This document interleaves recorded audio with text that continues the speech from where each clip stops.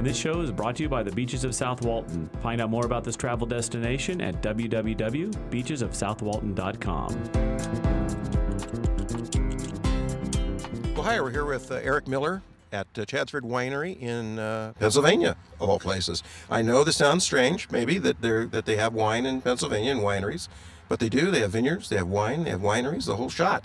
And Eric's going to tell us a bit about the lay of the land here, where we're standing, and exactly what the soil might be like, and so on and so forth. Eric. Well, nice to have you here. You are in the Brandywine Valley right now, which is the foothills of the Appalachians. That means that we are not in the higher elevation areas where the temperature is a little severe. The soils are very nice up there, but here our soils are very complex. There are thousands of years of erosion that have created this area. We are not right on the coast, which is beach-laid soils along the bench. There's the foothills of the Appalachians, which we call the uplands and Virginia calls the Piedmont, where we've got soils that have been washed down from the Appalachians for years. Quite uniform soils, by the way. If you compare 100 miles in this area versus 100 miles in Napa, great variety in Napa, but much more uniform here because of the time. And then you have the higher elevations where the cooler climate wines come from. The Rieslings typically come from that region, lighter reds. So you're in kind of the moderate part of the East Coast. What particular grape varieties do best out here? I know that we make Merlot and Cabernet and Chardonnay, and I think I've got a handle on those, on how to grow them and how to make them into good wines, and they're selling. But the wine that I do the least with, a lot in the vineyard, but the least within the winery is Barbera. And quite frankly, if I was a much younger man and I was hanging my hat on a grape variety, it would be Barbera. When we first started the winery in '82, this is where we did everything. We made about 3,000 cases then, and we've been growing ever since. This property was originally Penn land grant, so it goes back to when William Penn was trying to make a few bucks by selling off parts of Pennsylvania. So it was a 500-acre parcel. When we bought it, it was carved down to a 5-acre parcel.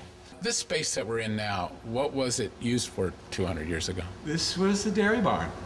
This was a dairy barn up to about, I'd say, about 40 years ago. That's what this area is best known for, is row crops and dairies. What's with the tanker here?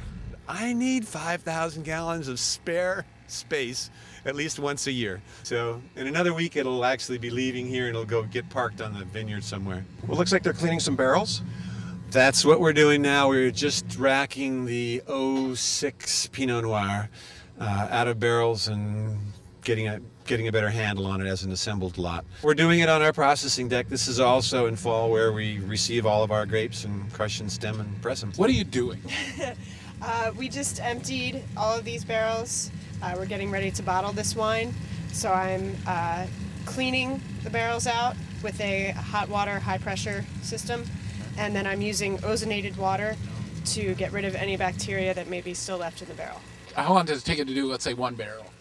I'll run the hot water, high pressure system until the water comes out clean. Okay. And then I run the ozonated water for 5 minutes. So approximately 8 minutes for each barrel. Do you like doing this? I do. I've been here for 2 years, and I wouldn't put myself through it if I didn't like it. But you're also, I heard you're a wine person too. I mean, you like yes, drink wine. Absolutely. That's kind of how I got the job here. Being exposed to the elements out here, does that present any unique problems for you? You know, I learned this in California. You can do it outside, and yes, we do have rainy weather that you don't always have during the harvest, but we're not picking then anyway, so we just typically don't use it in inclement weather. I still can't get over the fact there's snow on the ground all around here. This just kills me, looking at snowbanks. But you know, we don't have Pierce's disease here, and that's one of the wonderful things about cold weather, is it keeps us clean from some pretty nasty predators. All these things, you know, what are they here for? What do you use them for? One of the shortcomings we have in the East is that we don't have a lot of R&D going on. So that means that we have to do a lot of our own individually. And so there's this palette. In the other room, there's another 2 palettes that are full of these small things. So this is a mixture of trials that we're doing, right, and also topping material. Now, is there any significance to this container here? That's a cute one. No, it just fit the bill. That's okay. That's 2 cases. Wow. So that is a serious night. That's a chugging night. How many barrels do we have in here? We were estimating that before. I think totally I've probably got about 200, 250 right now. But it would vary by about 25% depending on the vintage. Some wines are more improved better with barrels. Have you experimented then with different oak treatments? Oh, sure. We've had in the house oak from various parts of Russia and Hungary and Yugoslavia and northern Italy, and there's about 5 major forests in France. So yeah, I've done lots of trials. In fact, back in the R&D area I was showing you, we have bottlings from various forests. You're standing in front of our R&D. I really wish that we had stronger R&D in our state. We are fortunate now to have a viticulturalist who's excellent and an enologist who's working with the state's wineries, but we don't have any research and development going on, so we have to do all of our own.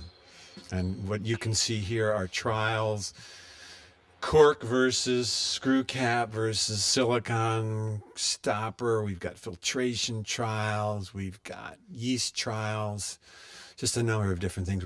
I see 97, a bunch of oak. That would be about as far back as they go. Mid-90s would be about as far as we go. So this would be no SO2 post-fermentation then? Mm-hmm. Okay, and this would be 99 Cab, Allegro, American Comp. Yeah, I was telling you that we make a Bordeaux type blend, and what I did was to bottle each barrel separate before they were assembled, and Allegro is in fact the name of the Cabernet Sauvignon source. Okay.